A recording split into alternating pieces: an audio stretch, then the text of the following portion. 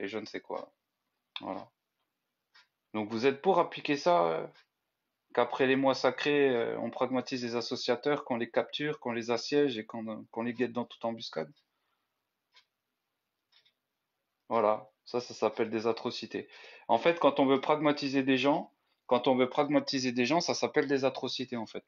Parce que si vous avez un problème avec la définition du mot atrocité, je peux vous faire une capture d'écran de la définition du Larousse et ça mettra tout le monde d'accord. Non, non, c'est très juste ce que je dis à Lilou. C'est surtout dans ton cerveau de dégénéré que c'est pas juste en fait. C'est surtout dans vos cerveaux malades qu'il y a un gros problème de compréhension en fait. Si tu veux, les premiers islamophobes, c'est les musulmans en fait. Les premiers qui ont peur de leurs textes, c'est vous. C'est pas nous. Nous, on les voit les textes tels qu'ils sont. Il n'y a aucun problème.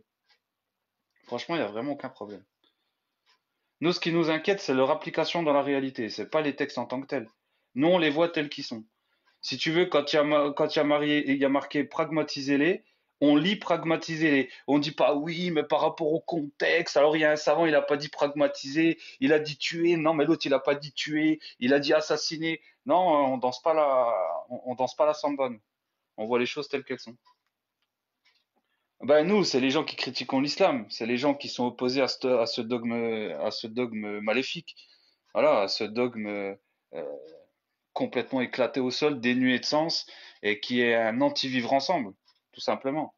En fait, ce que vous n'avez pas compris, c'est que nous, on n'a pas de problème avec les humains, c'est-à-dire l'humain que vous incarnez tous, même les musulmans, on n'a pas de problème avec ça. Nous, on a un problème avec votre foi enfin, ce que vous considérez une foi, qui est une déviance et qui est en plus une insulte au vivre ensemble et à tout ce qui n'est pas musulman. C'est tout. Après, les gens qui se rendent compte que c'est un dogme de merde, qu'ils le quittent et reviennent à la réalité, on n'a aucun problème avec eux. Le problème, il n'est pas humain en fait. Le problème, il est simplement avec les dogmes auxquels vous adhérez, qui sont archaïques et qui n'ont aucun sens en fait, si ce n'est que de propager de la haine. C'est tout. Et si le combat on le fait pas maintenant, ben après-demain on sera dans une France islamique et on n'en veut pas de votre islam de merde. Donc tout simplement, voilà. Mais après humainement, on a de problème avec personne. C'est pas le côté humain qui nous pose un souci. Et je parle au nom des apostats. Moi, je suis pas apostat, mais au nom des apostats et des gens qui critiquent l'islam. On n'a pas un problème avec l'humain, on a un problème avec le dogme. C'est le dogme qui fait de vous des dégénérés. C'est pas que vous êtes dégénérés, c'est que c'est ce dogme qui fait de vous des dégénérés. C'est l'endoctrinement à cette merde qui a fait de vous des cinglés. C'est tout en fait. Il y a rien de compliqué. Moi, je suis rien du tout. Je suis rien du tout. N'essaye pas de me mettre dans une case. Moi, je suis pas chrétien, pas juif, rien du tout. Moi, je m'en fous des religions. On n'a pas besoin de religion pour vivre.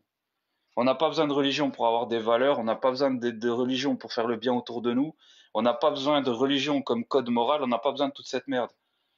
Naturellement, on est capable d'incarner des choses très bien, très correctes. Naturellement, on est capable d'avoir un équilibre. Pas besoin d'une religion éclatée au sol. Ben, tu vois, ton discours à Lilou, c'est exactement pour ça que, par exemple, je te ferai pas monter. C'est pas que j'ai pas envie de débattre avec toi, c'est que ton discours, il est tellement débile. J'ai l'impression de discuter avec quelqu'un qui est en CE2, quoi. Vraiment, c'est ça. Oh, si t'es pas musulman, t'es un animal. Ben alors